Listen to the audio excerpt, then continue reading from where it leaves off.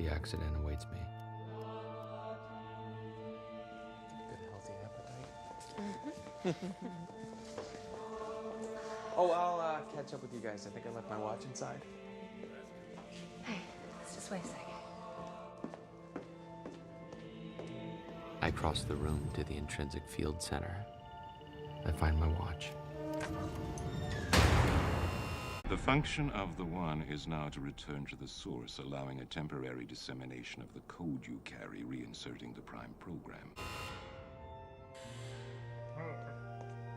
When I get to the door, Wally is turning white. The program's locked in. We can't override the time lock. I am terrified. Our subconscious has all the information locked away within it on exactly how to do this, how to control the physical world, how to control our bodies. But we have to access it, and that's easier said than done.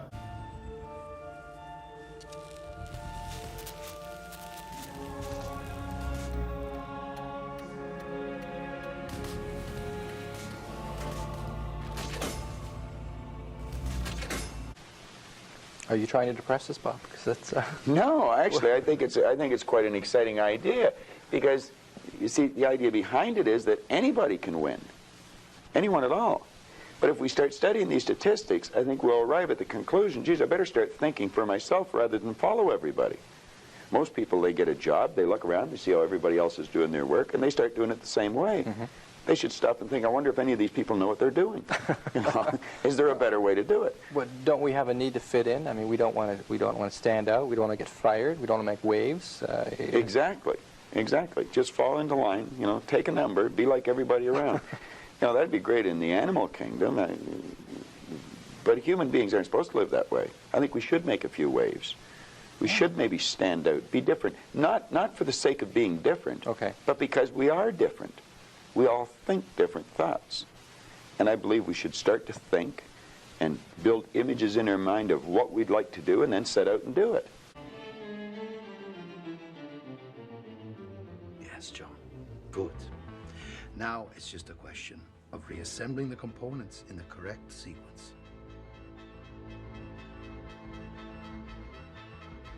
I feel fear for the last time.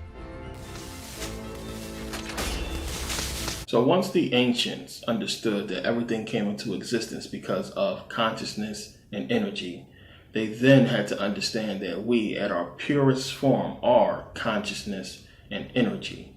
We are the result of consciousness creating energy, energy creating matter. Now, how did this begin? Consciousness became aware of itself. How do we become aware? We focus, we concentrate. Meditation is how we use consciousness to affect the physical world. And our physical world would be our bodies. So understand, consciousness created everything that we see, everything that we physically experience. We are consciousness, but we forgot how to control our consciousness to affect our physical bodies and our physical world.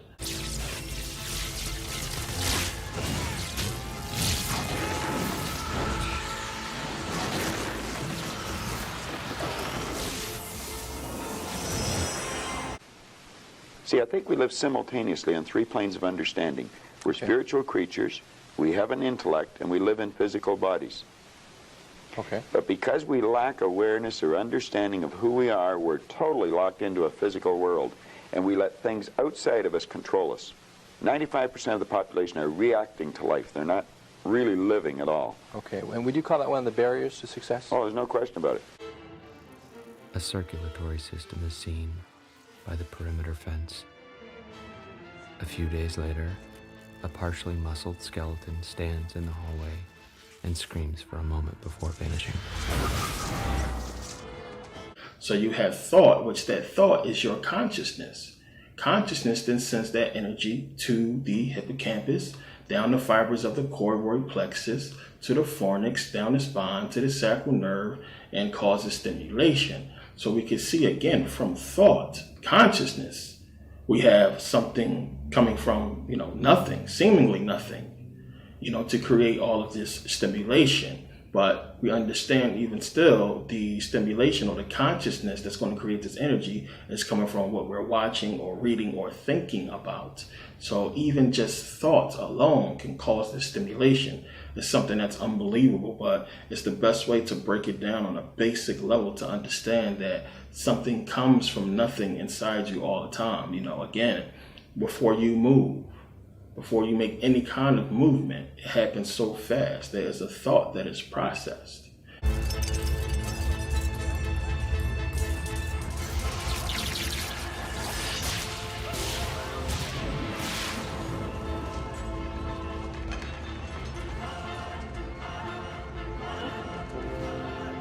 Oh, God. I think there's two barriers. Success is a funny word. Nightingale had a great definition for it. He said a person's successful if they know where they are and they know where they're going and they're progressively moving in that direction. He said that success was the progressive realization of a worthy ideal. Anyone that has a goal and they're moving towards it, they're successful. Most people think that you're successful if you have a lot of money.